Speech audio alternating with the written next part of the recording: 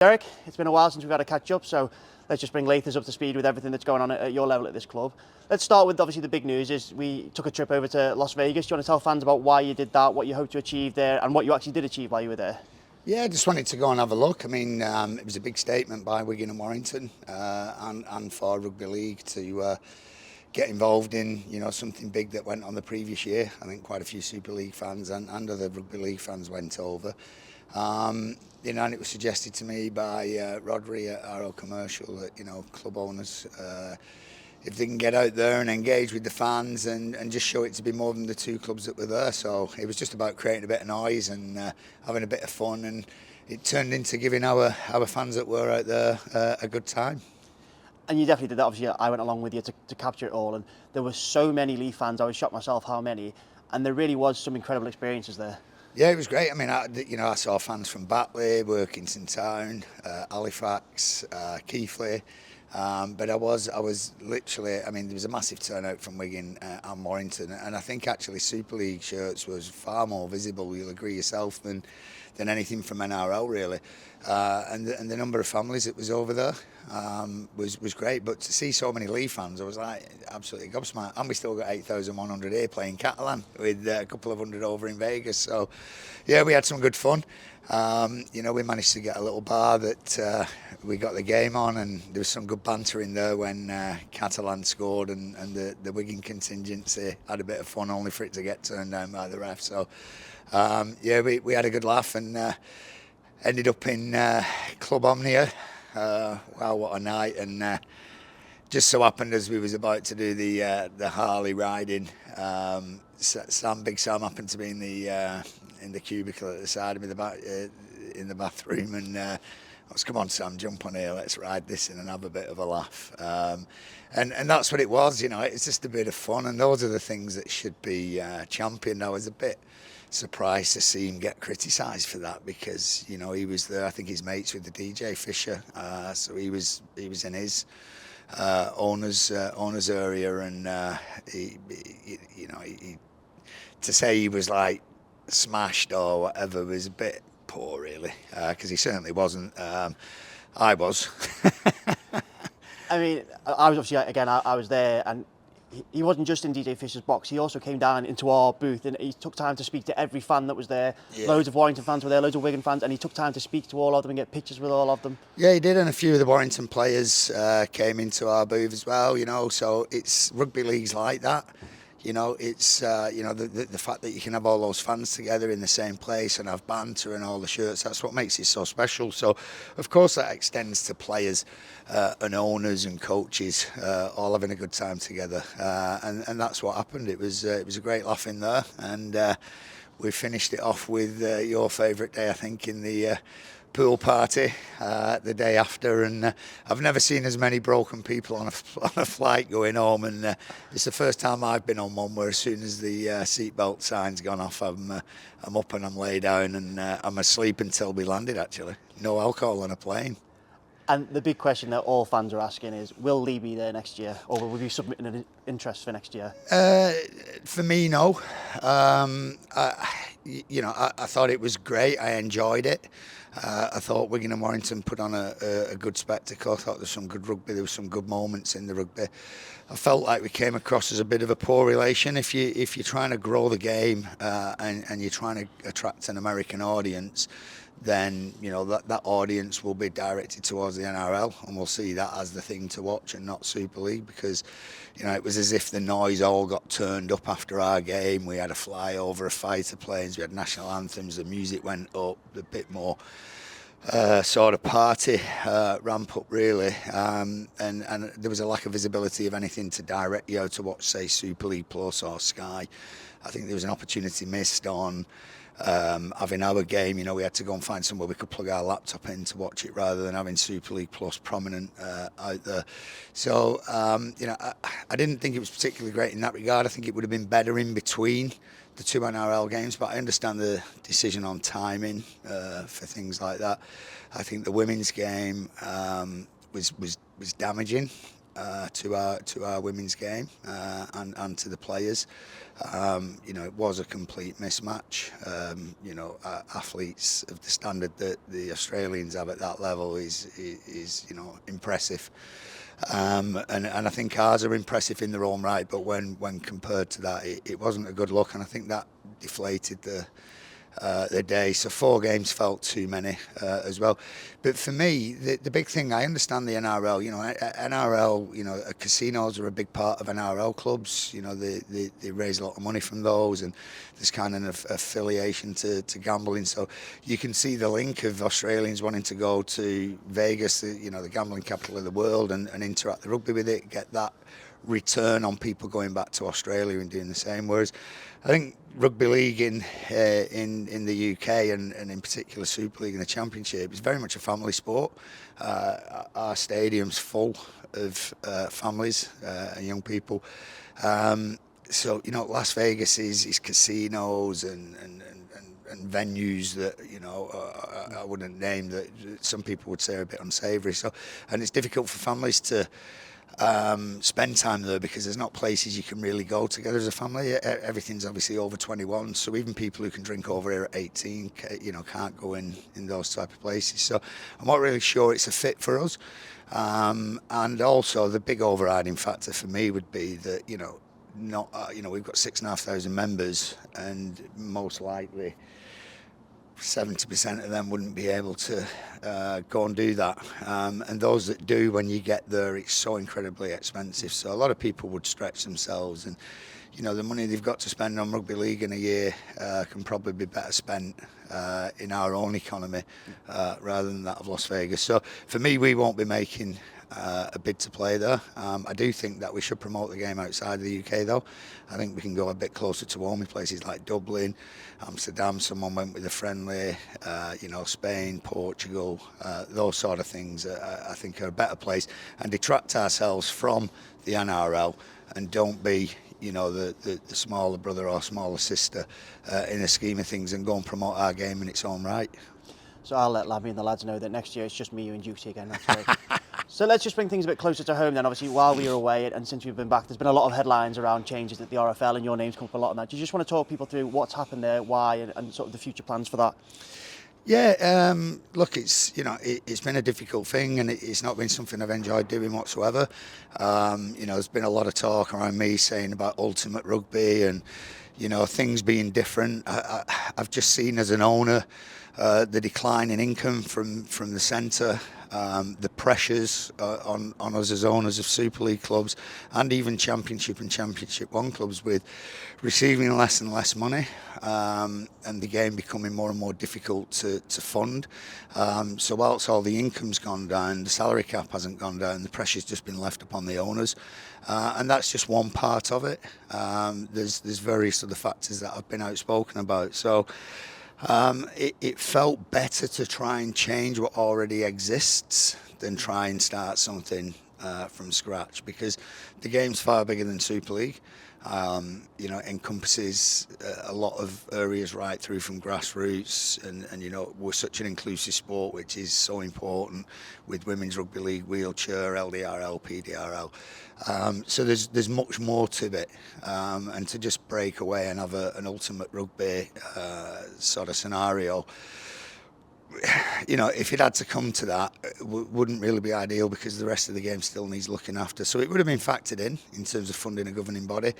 And I just felt that, if I could make a play at that with other owners, which we did, then that was a better way to go. And that unfortunately involves, difficulties. And people will fight back for their positions, and I just think there's a lot of noise and frustration and dust been thrown up to discredit an extremely honourable person who served the game with distinction for 18 years and was accredited with an OBE for his services to rugby league in Nigel Wood. And a lot of talk around jeopardy towards Sport England, who is absolutely massively important to the sport, and we would never disrespect that. And a lot of people's jobs, and certainly the lower levels of rugby league, are absolutely dependent on that. But The governing body also needs to recognise and pay respect to the fact that Super League itself pays $5.5 million into the centre, so almost double what's got from Sport England. But yet there's no seeming respect towards that. And then when you've got owners that collectively put in more than they receive centrally together, it's a time for then having a look in a different direction.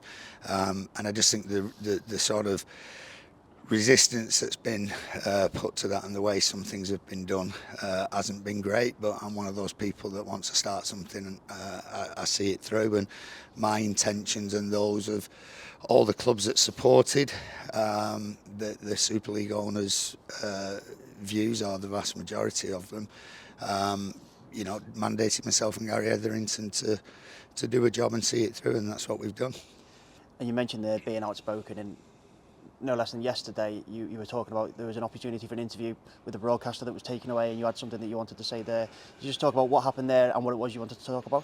Yeah, it was just a bit disappointing really, because if you go back to round one, I've always had the utmost respect for BBC. I mean, it's a massive broadcaster. It's our partner for the Challenge Cup, and he's back showing free-to-air games, and they've got a massive voice and a massive presence. So it's a great forum in which to promote the game. And I've always, at every single request, I've always given interviews to them, and even given exclusives, as you saw with the signing of Edwin Ipape.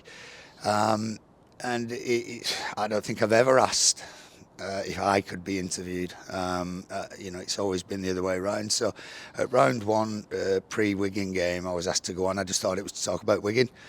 And I was a bit shocked when I was being chucked with questions about Simon Johnson, who, I've paid my respects to in the release statement from me and Gary, so there's no need to talk further about that. But being asked about Nigel Wood, and it was all a little bit difficult because I wasn't prepared for it, and there wasn't really a lot to say at that point in time. So given what had been said and what was being chucked out there, I felt that there needed to be an alternative put back to it. So I notified the rep Trevor, who was doing the broadcast from the stadium, of what I wanted to talk about, and was open about that, so as it doesn't come about any surprise. And when I got there to do that, I'd apparently been shelved and was asked to be stood down, which I just found disappointing, because there shouldn't be such censorship. And really, all I wanted to talk about was just some of the things that had gone out there, the stories that they had carried. When we can have an open letter from a purported group of people that's never been expressed anything before, that has no names to it and no faces to it, that basically could have been written by you. And then sent to the media. It wasn't, for the record. Yeah, but the point being, it could be written by anybody. So for people then to make comment on such a document when you're in a senior position, when you haven't investigated it and you don't know the author of it, unless of course you do, and that could be a point, but that's not been declared. I just find that rather bizarre, and I also find it rather bizarre as well that if you're that concerned by such a letter, that you feel that there's substance to it, enough to comment on it, that actually if you were thinking of resigning your position, you'd probably maintain your position so that you could fully investigate that and ensure that that did not happen, and resist it as best you can. So I find that a little bit odd. And then just the opinion of one of the females in Sandy that had left, some of the things that she'd sort of said struck me as odd, because her resignation, according to the press release, was tendered on the 28th of January. So if her reasons for leaving was these concerns, then it seems that that's relative to anything prior to Super League trying to gain any control of the RFL, because at that point in time we hadn't done anything. So clearly Sandy had wanted to remove herself. in any event. So that just felt a little bit odd as well. So it just felt very misogynistic, if I'm honest. I'm personally a champion of women's rugby league, always have been from day one. The people who work at RL Commercial, who are female, have spoken and been asked by directors of RL Commercial. They're not a party to that. So it certainly doesn't represent the women of rugby league, and none of the women who play for Lee Leopards have got such a view either. So I just felt that it needed balancing out, and I was disappointed that that opportunity wasn't given. So there's been a lot of talk here in this discussion, and obviously wider to this, about the problems with funding, etc., etc. Are you in this group now at the stage where you're discussing what ideas there are to bring that sort of funding in? How are we going to approach that? You've sort of touched on it a bit earlier when we talked about Vegas and the family aspect of the Super League. Can you just talk a bit about the ideas that have been thrown around to sort of bring that in? So, I mean, listen, mine and Gary's mandated job was to appoint the chair of a strategic review committee and then the members of it.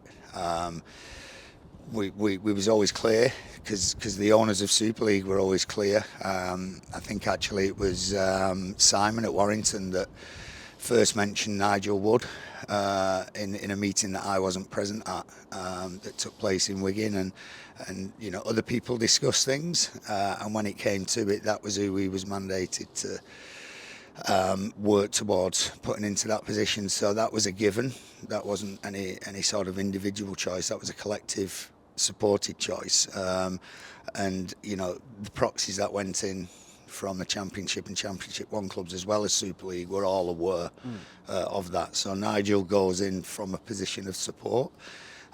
Myself and Gary and him have just finished formally compiling that strategic review committee, and that'll be announced later today, early evening or tomorrow morning, once we've disclosed it to the Super League clubs and then the other members of council. But it's independent. It doesn't contain any clubs. It has distinguished people on there that will strategically review the game, the whole game, in depth, in detail, and they'll decide on the structure of that and the things that they delve into, and they'll do that by consulting with clubs, and I'll certainly be consulted, and they'll use the talents of the club owners and the club CEOs to delve into certain aspects where the different skill sets are. So I'd certainly expect to be consulted around sort of sales and marketing, which are my key skills, and I wouldn't expect to be consulted on finance, which isn't one of my skills, but Nigel as an accountant will be pretty strong on that, and there's legal people in there, and people who are highly experienced in rugby league and the governing body, and government as well. So it's really strong. It should give people assurances, and the thing is to get to the outcome where we can make change and we can implement things that makes rugby league what it should be and grows it, just like what we've achieved here at our club, and how we've grown that. I think we can do that to the whole sport. And you've kind of done it there naturally, but let's just talk a bit about our club so far this season. This time last year, we were going through a really tough patch, really difficult start. This season, we're unbeaten in every game so far. Obviously, there's been the one draw, but what have you made of that so far this year? I've been hugely impressed. I saw it in Lanzarote, so I saw it coming. Rugby league's such a difficult sport, and really the most important critical part for me, it's not about skills, it's not about fitness, it's about togetherness. It's about that absolute band of brothers. You saw that yourself. You was present out there, and that's far-reaching. What goes on the pitch, it's how you get respected by the players, how you respect the players. So the whole club is genuinely a family. But then when you see the amount of fans that come and what it means to them, that massively raises the boys. So they want to do it for them. And I said over in Lanzarote, round 1 against Wigan away was massive, and I think that was that game will be hard to beat throughout the whole season because it was like a grand final in round 1, and I think that was huge for the club to get the win. And and by our own admissions, we weren't anywhere near that level when we went away to Hull. But I think, equally, you saw their spirit, their togetherness, complete difference, and they go to Wigan and get a remarkable win off absolute resilience. So I'm really, really pleased with that. But that's what you get from an Adrian Lamb coach team. And that's what you get from the players that we've got there and the leadership that I add to that. So I'm hugely impressed. I'm sure there'll be the downs in the season and the pitfalls. I thought yesterday there was just absolute, moments in that game of real entertainment and real brilliance. And I'm looking forward to Wakefield coming here next.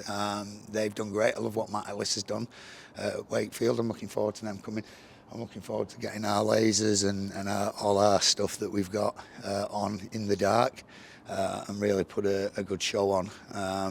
And I'm looking forward to the fact that we've progressed in the Challenge Cup and we're in the quarterfinals. All Super League clubs left in there, so there's no easy route for anybody. And I'm hopeful we can make Wembley and who knows, even Old Trafford. But we've got a bit of a challenge on now because the Challenge Cup's been in the Borough for the last 2 years, once with us, once with Wigan, and now our neighbours are not in there. It's left with us to try and keep it in the Borough, so we'll have a good go at that. And just going back to what you said about camaraderie there, I interviewed Keenan Brand, our longest serving player, after the game yesterday, and I talked about how he waited for his opportunity and took it as he comes along, and how does it feel now? And his reply was, he just looked at me and said, mate, I just love playing rugby next to my best mates. It's the best feeling, and that's the sort of camaraderie that's out there, isn't it? You can see that with him in a miler. I mean, a miler, the way he's come on, he's just incredible. We've always known that. Lammy gave Miler his debut at Wigan. I think it was against Lee, actually. He scored 3 tries. So it's never been in doubt. And that kind of friendship shows through because they just don't want to be broke. They work so hard at that. And, Darnell, who was, was fantastic with the miler last year, they had a great relationship and you thought that was going to go on to be incredible. But, that's Lammy for you. He's stuck by Keenan there and put Darnell back in on the side with Tessie, and they looked on fire, didn't they? Until, unfortunately, he's done his AC, I think, on his shoulder, but hopefully, he'll be back and have a part to play. But I just think that the depth that we've got, Bailey Hodgson jumps on and what he chucks in there. So just all across the field, Ben McNamara sitting waiting. So if you wait patiently here and work hard behind the scenes, Lammy's true and loyal. Once you get in for a reason, and it's yours to lose. And I think that competitive tension and honesty that he has as a coach is what keeps it all together and so strong. And obviously, yesterday we had a Challenge Cup game and we've progressed there. Having won it recently, is it still a big part of what you wanted to achieve for this club? Yeah, because I want to remember it. Last time, it was just amazing. It really was. It was the catalyst for the club, weren't it? It was huge, but I don't feel like I actually embraced it properly because it was all sort of like surreal and there was too much to do and I was all over trying to get every detail perfect for everyone else rather than myself.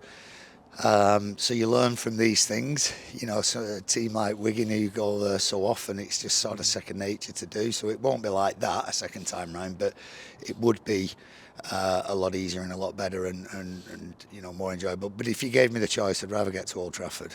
I'm a United fan anyway, so for my sins, Terry, I know you don't like that, but to be able to walk out there with Lee Leopards, would be just something else, and to do it against Wigan, our neighbours from the Borough, would be, if I'm honest, just to get there would be amazing. But if it was those two sides, that would be, the pinnacle really. But it's a long season and a lot can happen between now and then. And yesterday's attendance, 4,700 or just over. I was stood behind the sticks doing my filming with one of our non-exec directors, and she sort of turned to me and said how incredible it was that just 2-3 years ago that would have been a fantastic attendance for a huge Super League game, and now that's what we're pulling in a Challenge Cup game against, no disrespect, but Championship opposition. How much does that show how far this club has come?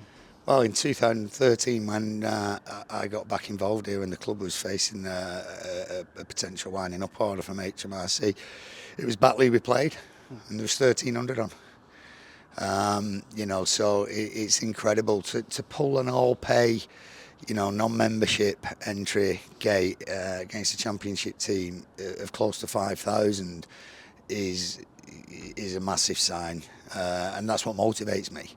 And to see our reserves play, 2 weeks in a row, Leeds narrowly losing, Warrington losing a little bit harder, but to see how Stu Littler-Kers and our women get going soon, we've got the scholarships and the academy, the whole thing's just growing massive, and that is because of the support we get from the people, because without it we can't do it. It's that simple. And what have the people of Leeds got to look forward to in the next couple of months from the Leopards? Bit of a show, bit of entertainment. We want to razz it up, and we want to absolutely have a good fun time. Next up is the lottery winners on the AB stage, so I'm looking forward to seeing them. I think they've got an album coming out actually in that week, which we really want to help push. So we'd like all our fans to get behind that and buy that and see if we can get our talent in Leigh, musical talent in Leigh, a #1 album. So that'll be a right good party. That Wakey in town, I think they're going well.